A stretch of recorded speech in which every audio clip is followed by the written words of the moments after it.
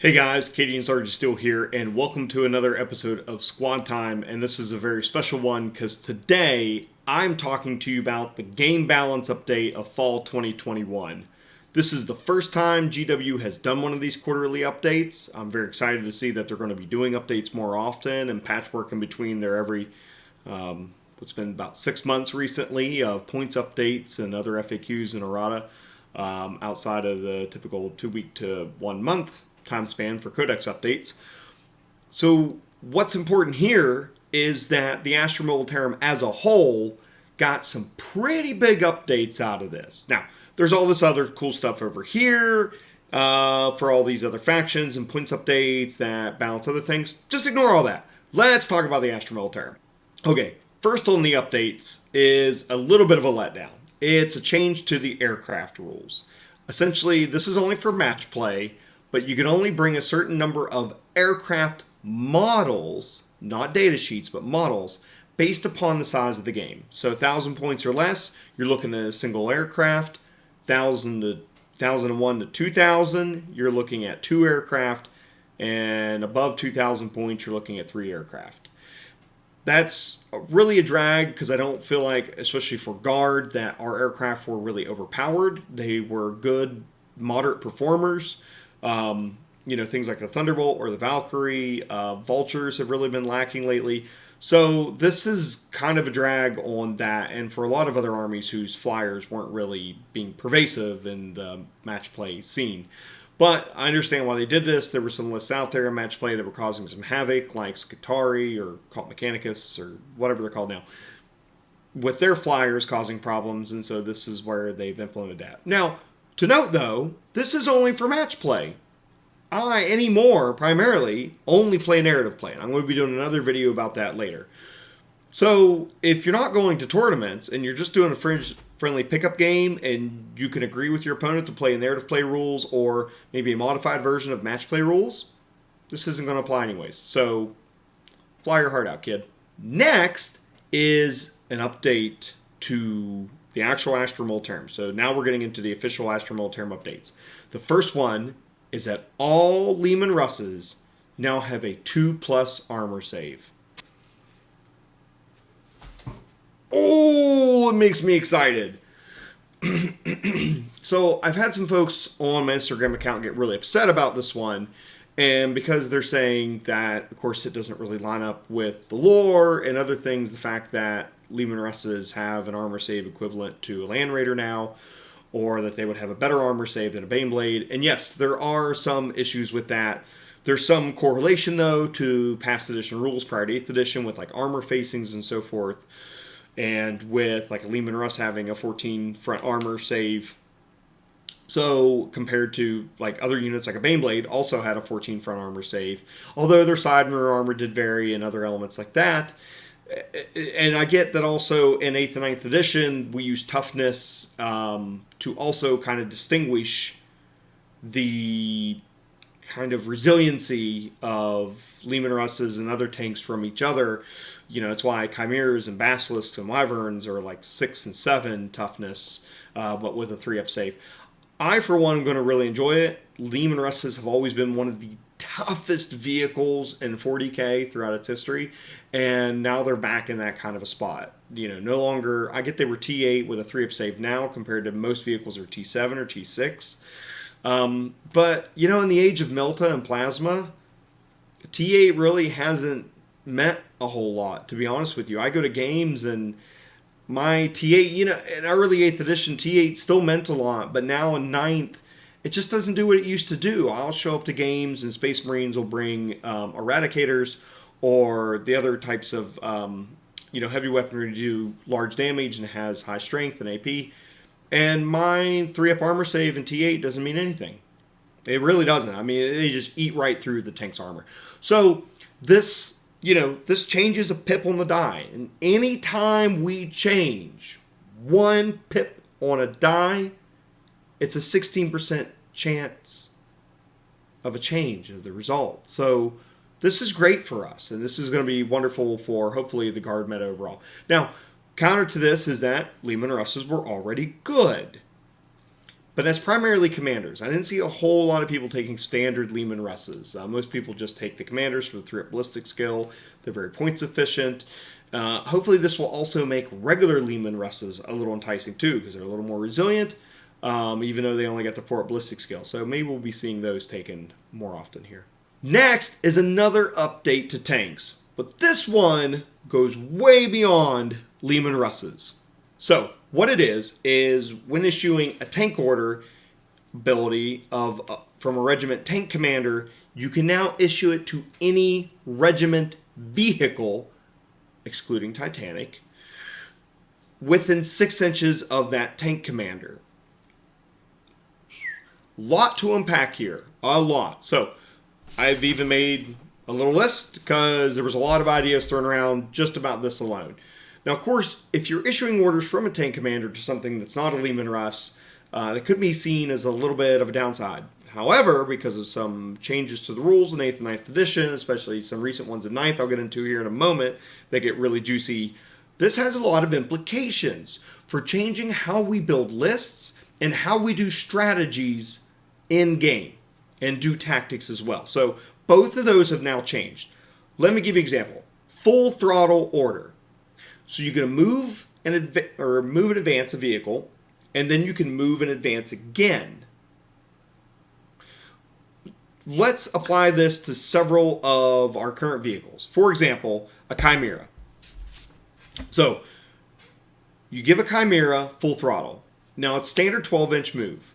That means if you advance it and then issue it full throttle, you now have a minimum move of 26 inches and a maximum move of 36 inches. You're in your opponent's deployment zone turn 1. If you can get through their models, you're in their deployment zone. Or you're wrapped around onto an objective and even have enough movement to turn your Chimera sideways and shimmy it in there and block your opponent out from an objective. And maybe you have units inside that are resilient like Bullgrins. So even if they blow up your Chimera, you're just going to dump out a melee unit, right?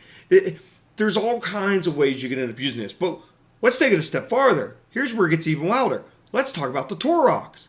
Torox has a base move of 14 inches. Now with full throttle, you could have up to 40 inches of movement. If you parked a Torox on your deployment zone, your battlefield edge as a player, because of the length and the dimensions of the model, if there was a clear straight line path, you could and you were playing Dawn of War, deployment zone style, you could literally touch your opponent's deployment zone edge turn 1. That's really wild what could come out of that. I think there's a lot of unknown combos with that. Once again, you can put Bullgrins in a Torox also. So just drive them right into the heart of your opponent's army. And if they pop the vehicle, then they now have to deal with a melee unit that's super resilient in their deployment zone. Pretty cool. Let's talk about another cheeky option that could be available. So Cyclopses are a regimental vehicle. So you take a Cyclops, you issue it full throttle, move in advance. You could move up a minimum 22 inches up to 32 inches. Now this is very important because most separation of deployment zones are about 24 inches on most game types and maps. So with the 22-inch move, this means you are in blast range of your opponent. Now, if you advance, you can't explode. So I get that. But that's not the point. The point is, you now have a bomb on the edge of your opponent's deployment zone, or on an objective with a 6-inch blast radius. Maximum movement range of a Cyclops with full throttle is 32 inches. That's into your opponent's deployment zone. That's onto almost any objective on the board if you deployed the Cyclops on the edge of your deployment zone. Almost any objective on the board. That's also enough movement that you could cheekily hide your Cyclops behind some line of sight blocking terrain because they're very tiny and move them out onto the table with crazy speed. And it does, like, the thing is, especially if you put them on objectives, think about it. Your opponent won't want to get near them. Because if they shoot it and kill it, it explodes and then deals massive amount of wounds to their units. You basically still get your shooting phase out of it if they get within 6 inches of it. So you can bubble them out of objectives. They have to deal with the Cyclops. They don't have a choice. The counter side of this is, yes, you are taking your tank orders, which are somewhat valuable, depending on your regiment, right? With Cadians, the reroll ones is sometimes applicable, sometimes not. Depends if you moved or not. Or use the new shock troops stratagem from Octarius or not to count as having remained stationary. Or your strike and shroud, you could lose that on your tank commanders, which is pretty valuable to keep them alive. But on the other side, you now have a strategy that no one was expecting. And this is really important and sometimes in gameplay, just being able to throw something at your opponent they weren't really thinking that you could do or guard was capable of, or just something they hadn't considered, right? When you can catch your opponent off guard, you have an advantage. And so by doing things like this, it really opens up a lot of possibilities and opportunities to really excel in a game.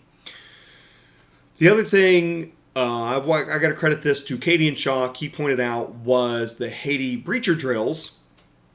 You could also full throttle them.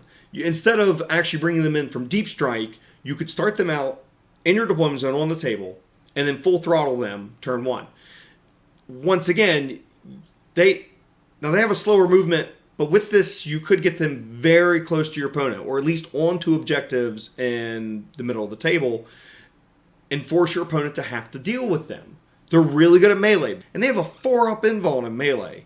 They can be somewhat resilient, actually, and really tank some wounds. I've had them in there with Death Shroud Terminators. Now, they lost, but they put up a good fight, and they stayed around for a while, and that's a pretty tough melee unit. I haven't tried them out against Blood Angels or anything yet, but right, you could see the chances with this as well. And I'm sure there's lots of other opportunities just for the full throttle order. So let's talk about a couple obvious ones that could be really effective would be your fast attack choices, such as the Hellhound, the Bane Wolf, and the Devil Dog. You could strike and shroud these. And also your Sentinels. Your Sentinels have smoke launchers, if you put them on there, the little teeny tiny ones that come in the kit. And so equip them with autocannons or plasma cannons or las cannons, move them forward and strike and shroud them. That could be really great, especially with armored sentinels and deft maneuvering ability, in which they would reduce the number of wounds they've taken by half rounded up. So that could make them very resilient. Although I got to be honest, I've had a whole lot of luck with armored sentinels lately, but my scout sentinels have done phenomenal.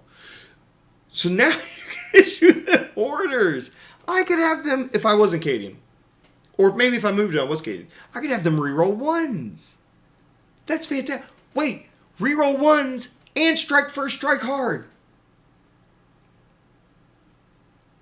Hello. +2 to hit, which usually maxes out at 1, right? But +2 to hit, rerolling ones with 100 killer missiles and las cannons. Yes. Woo! Let's do it. Okay. Now, the last part, which is not as exciting for me, because I'm a Cadian player, right? That's what I do. That's why I'm here. Is you can also issue orders to your artillery now.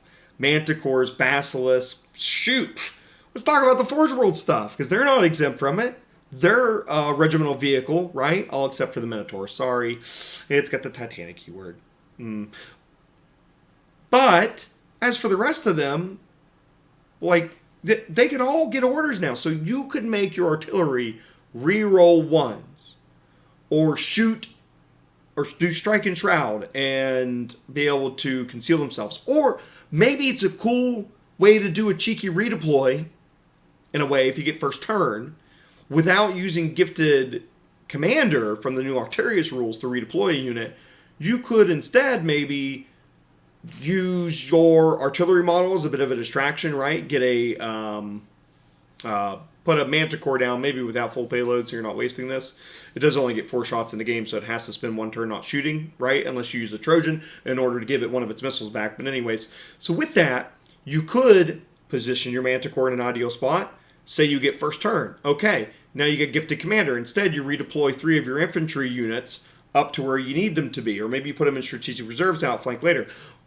And then you take that mana core and you can full throttle it to a completely different position where your opponent may be deployed where they thought they had line of sight on it, and now they don't.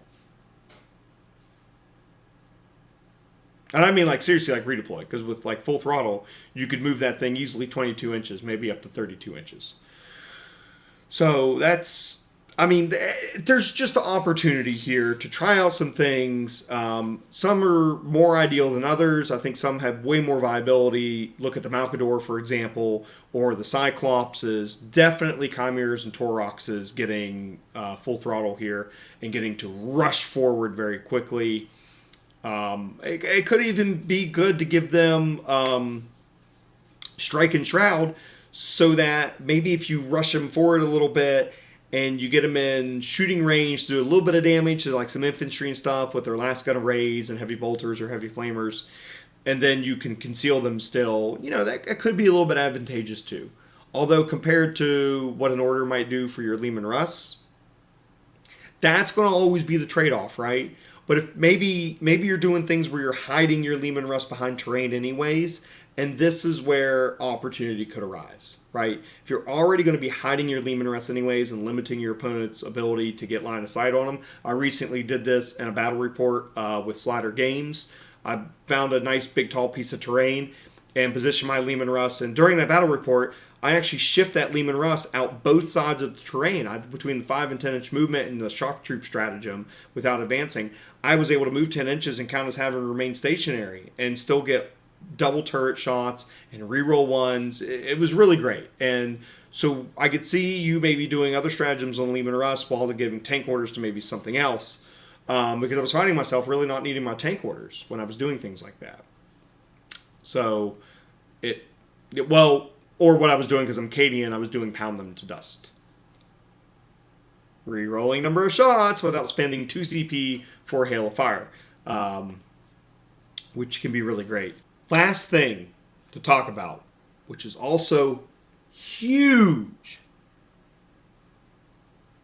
Voice of command change. So this is our ability in Astra Militarum to issue orders to infantry units. And also, Leman Russes have their own version for tank commanders. But for voice of command for infantry models, what they've changed it to is that you can issue this order to a regiment infantry unit that shares the same keyword with your officer. Now, when you issue an order to a regiment infantry unit, if there is other regiment infantry units within 6 inches of that unit you just issued the order to, you can choose to also give that order to all the infantry regiment units within 6 inches. What I really love about this is it feels like we're getting platoons back. Okay? This is where I'm not upset about this from a lore perspective. Because if you have 3 or 5 squads on the front line and you need them all to perform the same task, why couldn't they all follow the same order? This also now makes platoon leaders and company commanders actually feel like they're leading a company or a platoon. A platoon leader can now issue an order to an entire platoon of infantry. A company commander can now issue orders to multiple platoons of infantry. I love it. This also has just drastically increased our efficiency for orders and opened up a whole world of opportunity. Now I want to touch real quick about the limitation of this.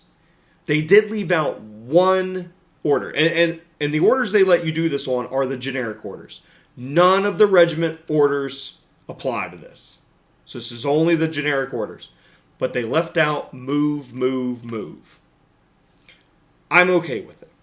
Move, move, move is the strongest order in the Astra Militarum. And you know what? If you want to issue a bunch of move, move, moves, use that 1 CP stratagem and issue that extra order.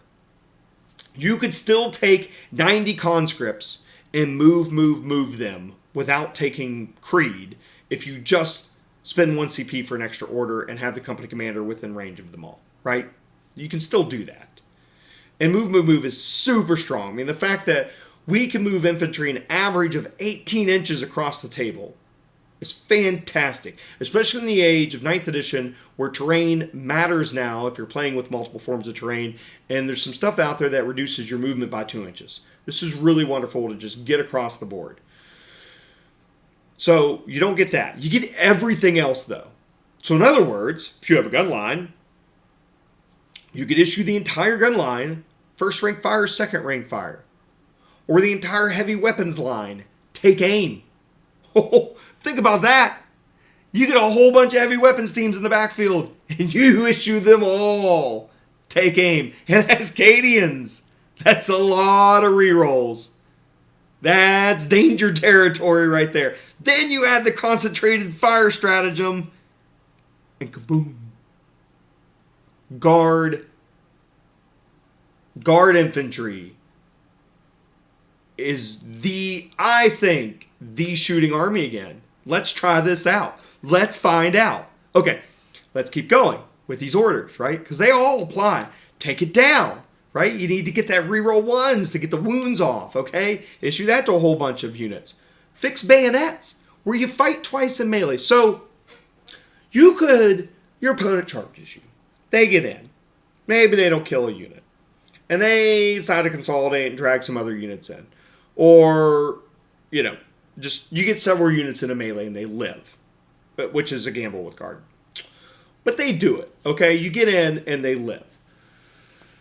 You could now, on your turn, if they live, issue all those units, because if they're in melee, they're going to be within 6 inches of each other. You could issue them all fixed bayonets. They all fight twice. They fight in the shooting phase and they fight in the fight phase. Woo!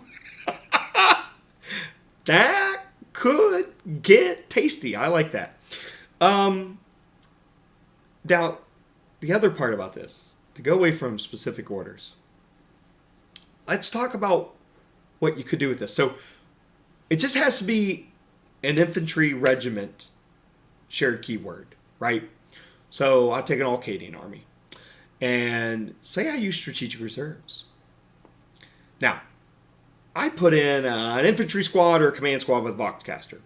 Then I take the relic, the new Cadian relic that allows me to issue orders up to 72 inches if I'm within 3 inches of Voxcaster and the receiving unit has a Voxcaster.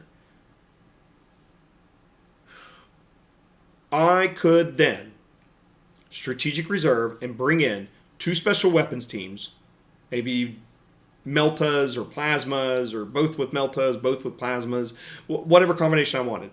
Plus a command squad, or a regular infantry squad, or a veterans team with Plasma. Let's just say veterans team with Plasma, because I love that, because that's Cadian Sergeant Steel squad. So he comes in, his 3 plasma gunners and his plasma pistol, right? They come in from strategic reserves. They get 2 special weapons teams with them, also with heavy firepower. Then you issue the veteran squad, take aim. So get reroll 1s. Both special weapons teams within 6 inches can also receive take aim and reroll 1s.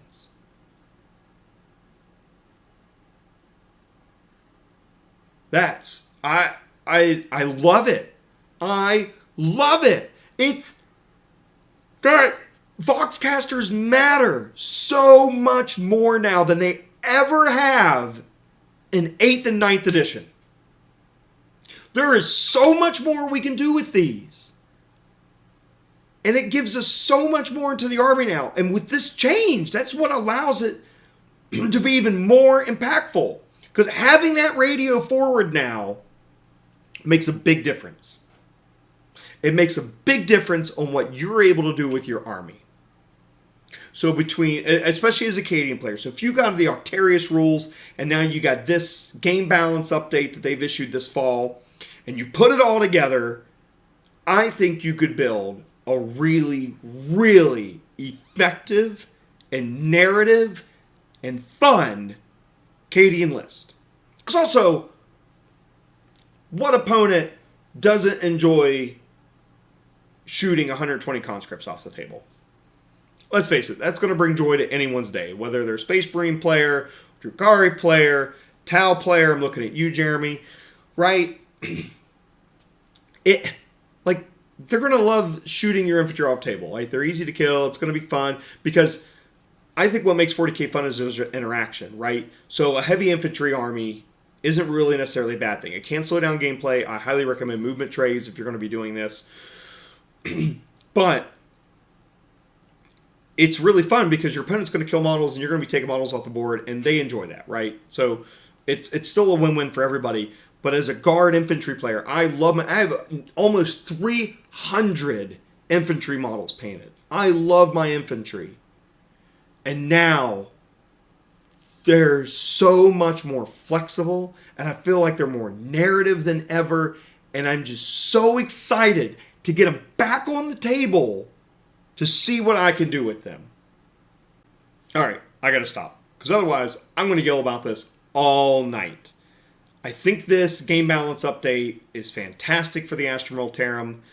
I'm not really going to go into the stuff that was overlooked, like why they didn't include anything about Lords of War, which I think definitely needs some pick-me-ups. Our Forge Roll units need pick-me-ups.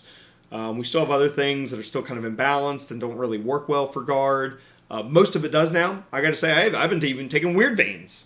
Hey, Weird Vein Psychers work again. It's really great with, what is it? It's like the Greater Good supplement has really buffed them up. So, you know, other things are moderate or good now, but there's still other stuff needing love. I'm not going to talk about that in this video, and I get that that's an issue. What I wanted to focus on, and what I did focus on, was the benefits, the great parts about this. And I think we have a lot to be excited about. I think there's a lot for us to look forward to. Great things that we're going to get together as a community, and we're going to unpack out of this, right? I talked about a lot of combos here tonight, but there's still a lot more that I didn't go over, and things that we didn't discuss at all. And so over time, you know, a lot of us here in the community, whether it's Cadian Shock or Morning Glory or whoever else, we're going to unpack all this stuff and try to talk about it more and more and see what's possible. And also, maybe one of our ideas are just not feasible, right? And we'll find out. Well, we're going to test these theories the way we do with gaming. This is like getting a new codex, right? We're going to put these things down on paper. We're going to put them on the tabletop, and we're just going to see what happens. And this is a really exciting place to be, where we get to try new things and test out game mechanics and strategies and tactics. It's a really wonderful place. And I think this is definitely overall, despite the aircraft ruling, a buff for the Astra Militarum. So let me know what your all's thoughts are. Like I said, let's maybe try to focus on the benefit of this. I get there's a lot. We could sit here and complain all night about what's still been neglected. And that's a valid thing, but that's not this video. So in the comments, if you want to talk about the game balance updates and these rules changes that we've seen, I'd love to hear your thoughts on it. Maybe combos I missed or combos you've seen other people talking about. Love to hear it. Love to get the conversations going. Let's see what we can do with the Guard, and let's see what we can do going forward. All right, everybody. That's it for this video. Cadia stands.